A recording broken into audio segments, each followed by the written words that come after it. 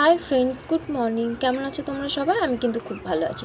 সকালবেলা দেখেছো আমাদের বাড়িতে কত পাখি এসেছে খাওয়ার জন্য। ভেবেছিলাম একটুখানি ঘুমাবো, কিন্তু ঘুমাতে পারলাম না। পাখিগুলো এসে এত ডাকাডাকি করছে, উঠে খেতে দিতেই হলো। আর আজকে রবিবার, আজকে সকাল থেকেই ভীষণ কাজের চাপ। বাড়িতে নানান রকম কাজ, ছুটির দিন, বুঝতেই পারো। আর আজকে আমি একটুখানি বিরিয়ানি বানাবো। বিরিয়ানি বানানোর জন্য আমি একটা মিক্সির বাটির মধ্যে টমেটো, পেঁয়াজ, আদা, রসুন আর জিরে পেস্ট করে নিয়েছি। আর মাটন ধুয়ে নিয়ে এর মধ্যে আমি পেস্টটা দিয়ে দিলাম। এর মধ্যে লবণ দেবো, হলুদ দিচ্ছি, আর দেবো লঙ্কার গুঁড়ো, গরম মশলার গুঁড়ো আর টক দই। এগুলো ভালোভাবে ম্যারিনেট করে, আর একটু বিরিয়ানি মশলা দিচ্ছি, দিয়ে ম্যারিনেট করে আমি রেখে দেবো কিছুক্ষণ। হাতে বেশি সময় নেই, ঝটপট যদি রান্না করতে চাও বিরিয়ানি, তোমরা এই প্রসেসে ট্রাই করতে পারো, ঠিক আছে। আর চালটা আমি ভিজিয়ে রেখে দিয়েছি একটু আধা ঘন্টার মতো, ঠিক আছে। আর কড়াইয়ের মধ্যে এবার তেল দিয়ে নিচ্ছি।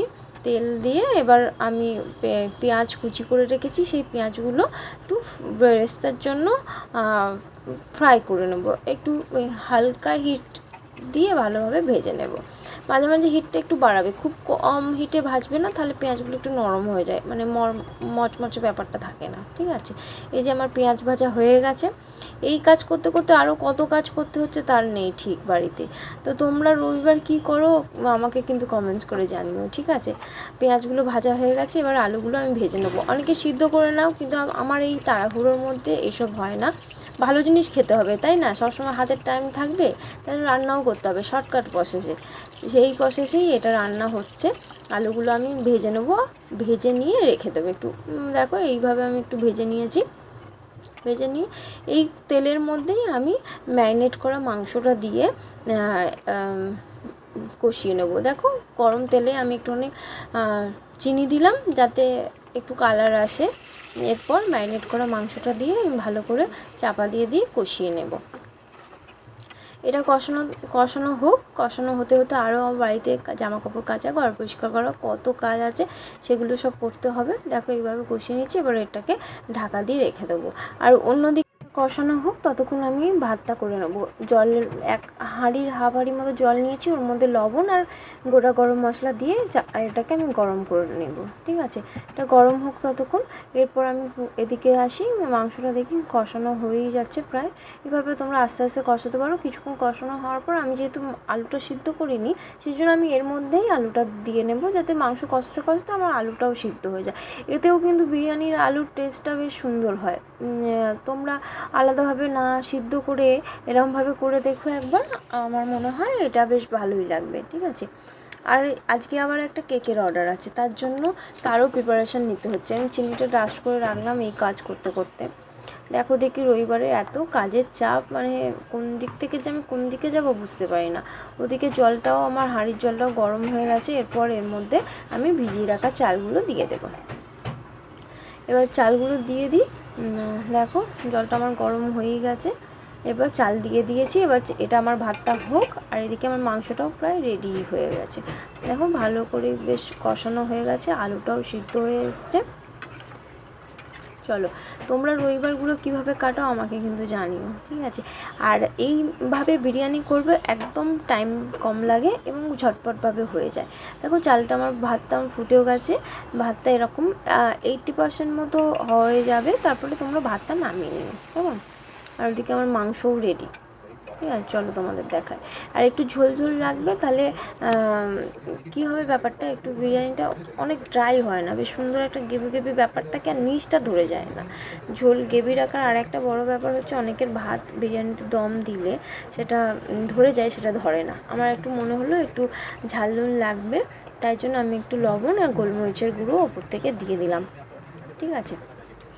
দিয়ে এটাকে আমি ভালোভাবে করিয়ে নেবো। ঝাল নুনগুলো তোমাদের নিজেদের স্বাদ মতো দিও, যে যেরকমভাবে খাবে সে সেরকমভাবে দিও।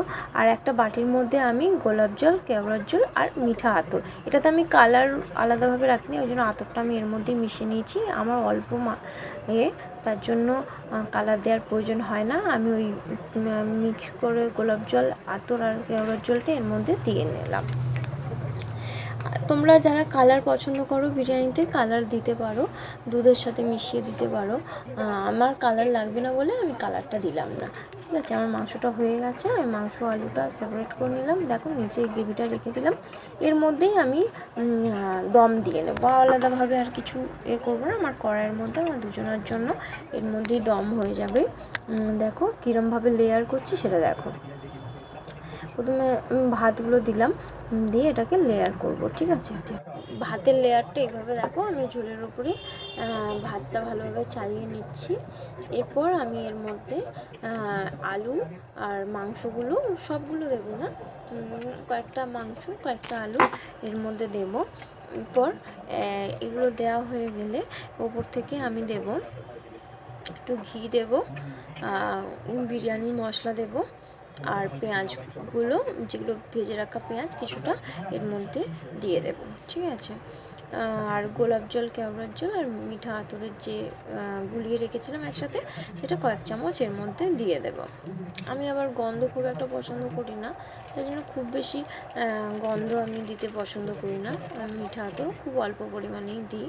আর এই যে বিরিয়ানি মশলা দিচ্ছি দেখো, আর এর উপর থেকে আমি ঘিটা দিয়ে নেব।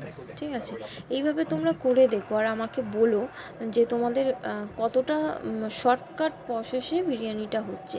মানে আমার মতো ব্যস্ত মানুষ, আর আমার মতো ব্যস্ত মানুষ না হলেও বাড়িতে যারা থাকে তারা সাধারণত অনেক কাজই থাকে সংসারের, তারা এইভাবে করলে ঝটপট করে করাও হয়ে যায়, অত হেডেকও হয় না, আর খেতেও খুব সুন্দর হয়। এইভাবে আমি প্রত্যেকটা লেয়ার করে নিচ্ছি।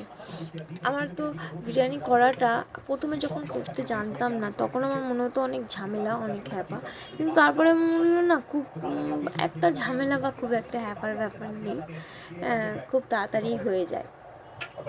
আর খুব মানে আর অন্য কিছু করতে লাগে না, সবচেয়ে বড় কথা আমার তো শুধু বিরিয়ানি হলেই হয়ে যায়। সেই জায়গা থেকে ওইসব ঝামেলা ফামেলা আমার ভালো লাগে না, আর করলেই ঠিক আছে। আর ভাত দই তরকারি করলে তো আমার একটা ভাত দই তরকারিতে হয় না, আরও কিছু দিতে লাগে, তাই না? দেখো এইভাবে আমি প্রত্যেকটা লেয়ার এইভাবে করে নিচ্ছি। দেওয়া হয়ে গেছে, এবার উপর থেকে আমি ভাত দিয়ে ভালোভাবে পেঁয়াজের ভাজাগুলো বেরেস্তাগুলো দিয়ে দিলাম, ঘি দিয়ে দিলাম। ঠিক আছে, এরপর আমি কড়াইয়ের মধ্যেই এটা দমে বসিয়ে দেবো। আর যেটুকুনি মিঠা আতর, গোলাপ জল আর কেওড়ার জল ছিল বাটির মধ্যে, সেইটুকানি আমি এর মধ্যে দিয়ে দিলাম। ঠিক আছে, দিয়ে এটাকে আমি দমে বসিয়ে দেবো। আর ওদিকে আমার কেক বানাতে হবে, তাই জন্য কেকের সরঞ্জাম বের করে নিয়েছি, কত কাজ, এগুলো বানাবো। আর তোমাদের কেকের রেসিপি আমি পরে দেবো, আজকে এত তাড়াহুড়োর মধ্যে দিতে পারলাম না। ঠিক আছে, অন্য একদিন কেকের রেসিপি করে দেখাবো। দেখো আমার বিরিয়ানি দেখতেই পাচ্ছ কতটা সুন্দর হয়েছে, আর গন্ধটাও খুব সুন্দর হয়েছে, খুব মারাত্মক হয়েছে, দেখে তো আমার লোভ লাগছে। আর অনেকটা দেরি হয়ে গেছে আজকে, মানে লাঞ্চটা হবে অনেকটা দেরিতে, তাই জন্য আজকে আর বিশেষ কিছু দেখালাম না, কিছু করলাম না। আমার এবার খাবার পালা। তোমরা এইভাবে আমাকে করে বলো কীরকম লেগেছে, আর আমার চ্যানেলটা কিন্তু অবশ্যই সাবস্ক্রাইব করো, আমার পাশে থেকেও, আমি সুন্দর সুন্দর ভিডিও করে তোমাদের দেখাবো। আর কষ্ট করে ভিডিও করি, তোমরা যদি সাবস্ক্রাইব না করো, লাইক না করো, আমার ভাল লাগবে না। ওকে, টাটা, বাই বাই। কেমন আছো আমাকে জানিও তোমরা সবাই।